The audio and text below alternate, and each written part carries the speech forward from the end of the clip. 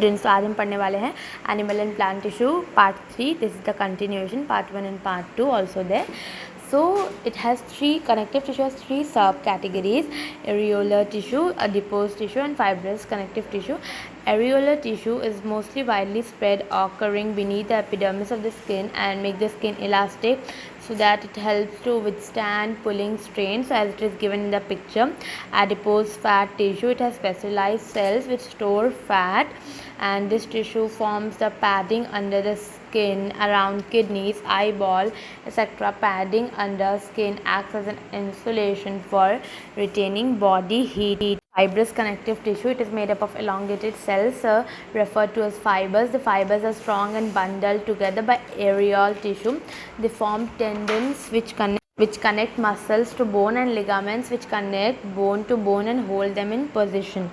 Now, supportive connective tissue, which consists of cartilage and bone. Cartilage is a non-porous tissue and it has thickened intercellular substance called matrix, and it has no blood vessels or nerves. And cartilage is semi-transparent and it is elastic, and they are found in the tip of the nose, external ears, trachea, bronchial tubes, between vertebrae and the ends of the long bones. Bone is a hard porous tissue which has good supply of blood vessels and nerves, and it also consists of the both living things, the osteoblasts, and a rigid mass of inorganic soil.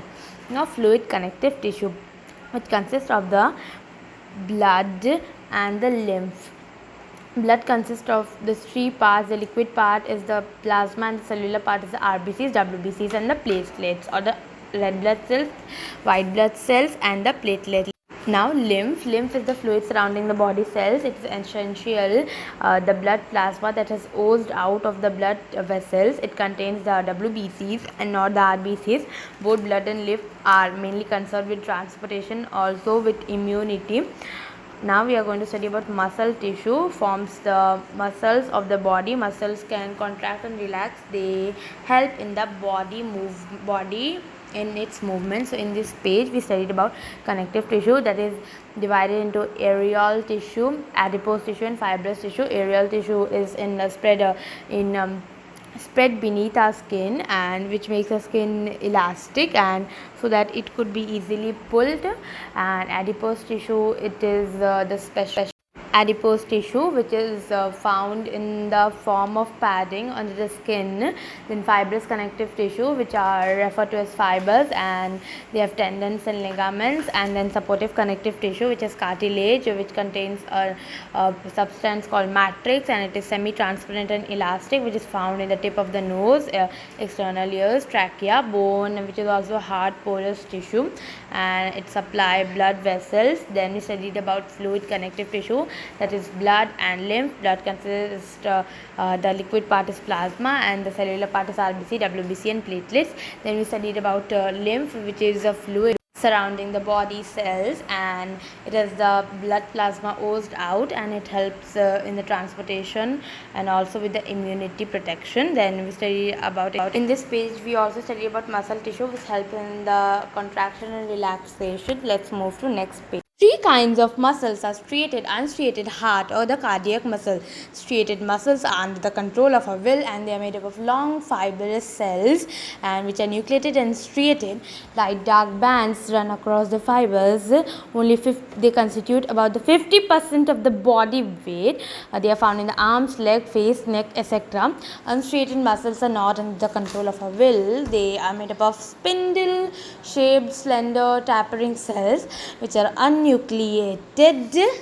They are found in the walls of the intestine, helping in the passage of food, muscles, and in the iris of the eyes, skin, lining of the blood, etc.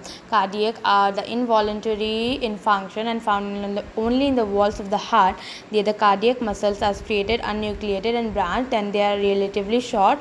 They can contract without outside stimulation and do not get tired soon.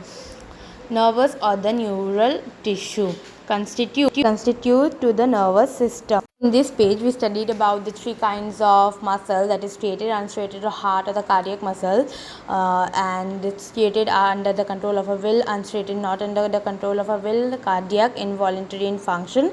And we studied also about the nervous or the neural tissue that it constitutes the nervous system. Let's move to the next page. Tissue is made up of specialized elongated cells called neurons. Shows a typical neuron or nerve cell.